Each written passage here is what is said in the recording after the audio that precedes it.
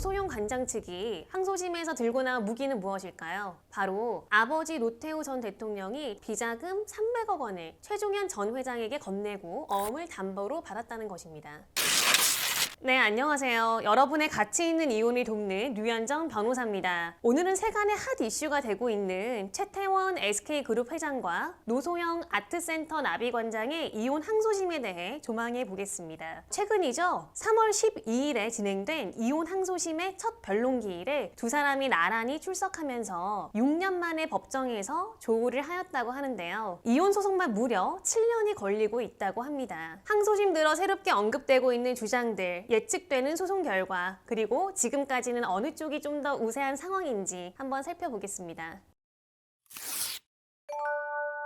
우선 저는 두 사람이 6년 만에 법정에 함께 출석하였다는 점부터 짚어보고 싶은데요. 보도된 내용을 보니 두 사람이 나란히 법원에 출석한 것은 2018년 1월 진행된 첫 조정기일 이후 처음이라고 하더라고요. 그런데 웬일로 이번에는 두 사람이 다 출석했지? 이렇게 궁금한 분들 계실 거예요. 항소심은 1심에 비해 비교적 스피디하게 진행되는 편인데요. 웬만한 공방은 1심에서 충분히 다퉈졌다고 보고 실제 판결을 받기 위한 자료도 웬만해서는 1심에서 모두 제출되기 때문입니다. 그래서 원심을 변경할 정도의 유의미하거나 새로운 주장 또는 추가적인 증거 제출이 없다면 항소심 재판부가 굳이 무의미하게 시간을 끌면서 당사자에게 변론 기회를 주지는 않거든요. 그렇다 보니 필히 항소심에서는 한 번 진행되는 변론기일, 그러니까 재판이 소진할 수 있습니다. 아무리 바쁘고 좀 번거롭더라도요, 시간을 내서 출석하고 판사님에게 입장도 전달하고 인사도 드리고 이런 성의를 표하는 것이 특히 가사소송에서는 꽤나 유의미하고 중요한 전략일 수 있어요. 이런 이유에서 아마 대한민국 그 누구보다도 바쁜 두 사람이 특별히 시간을 내서 항소심 첫 변론기일에 출석한 것이 아닐까 싶은데요. 그리고 아니나 다를까 이번 재판부에서 다음 변론기일의 결심, 그러니까 심리를 종료하겠다고 안내했다 합니다. 그런데 그러면 이혼 항소심은 재판을 2번 만에 종료하는 편이냐? 꼭 그렇지는 않거든요. 사실 다음 변론기일에 심리를 종결하겠다는 재판부의 의견을 듣고 발등에 불똥이 튄 쪽은 아마도 노소영 관장 측이 아닐까 싶어요. 항소심을 변론기일 2번만 진행하고 종결하겠다는 것은요, 사실 더 나아가 살펴볼 것이 없다는 그런 의미이기도 하기 때문입니다. 특히 두 사람 이혼 소송의 규모나 복잡성 이런 것들을 감안한다면 더욱이 2번의 변론만 진행을 해도 항소심 판결문을 쉬이 작성할 수 있다는 이번 재판부의 의견은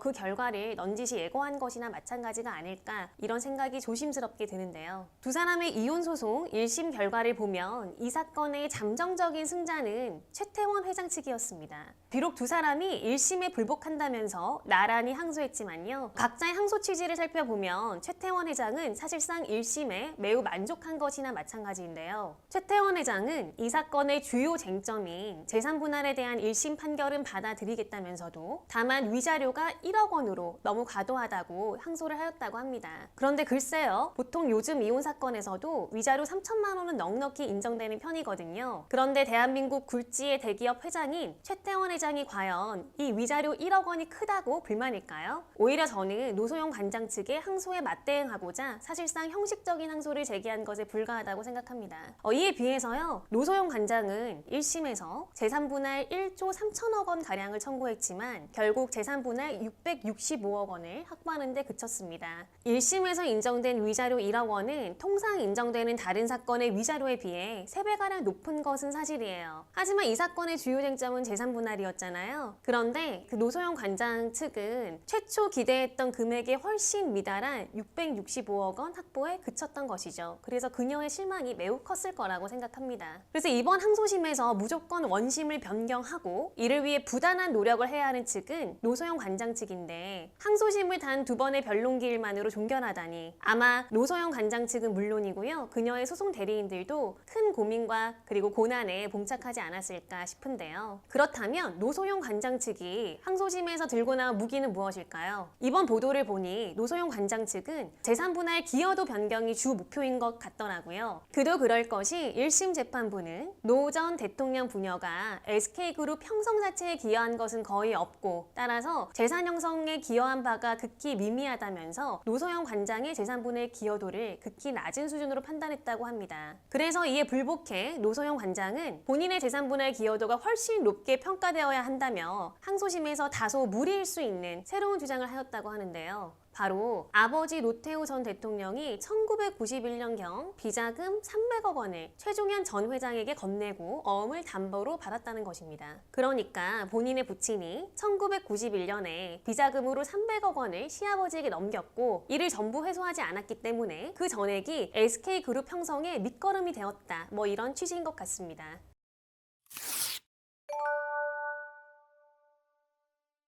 하지만 사실 기여도 변경이 항소심에서 이루어지는 경우는 정말 극소수이거든요. 두 사람 이혼 사건의 다음 변론 기일은 4월 16일에 진행된다고 하는데요. 불과 한 달도 남지 않았어요. 만약 이날 재판부가 사건이 종결한다면 항소심 들어 재산분할 청구 금액을 기존 1조 3천억 원에서 2조 원으로 증액했다는 노소영 관장 측의 소송 결과가 조금은 우려되는 것도 사실입니다. 혹여나 원심 변경에 실패하고 노소영 관장 측이 최태원 회장의 항소심 소송 비용 중 일부라도 부담하는 형태의 그런 판결이 나온다면요. 그 금액만 해도 어마어마할 것이기 때문인데요. 두 사람의 항소심 2차 변론 기일 진행 이후에 나오는 보도 내용에 따라 추가로 전달드릴 내용이 있다면 별도 영상으로 준비해 보겠습니다. 오늘 제가 준비한 영상은 여기까지입니다. 오늘도 영상 끝까지 시청해 주셔서 감사합니다. 저희 채널 구독과 좋아요 그리고 알림 설정까지 꼭 챙겨주시고요. 다음 영상에서 또 찾아뵙겠습니다. 감사합니다.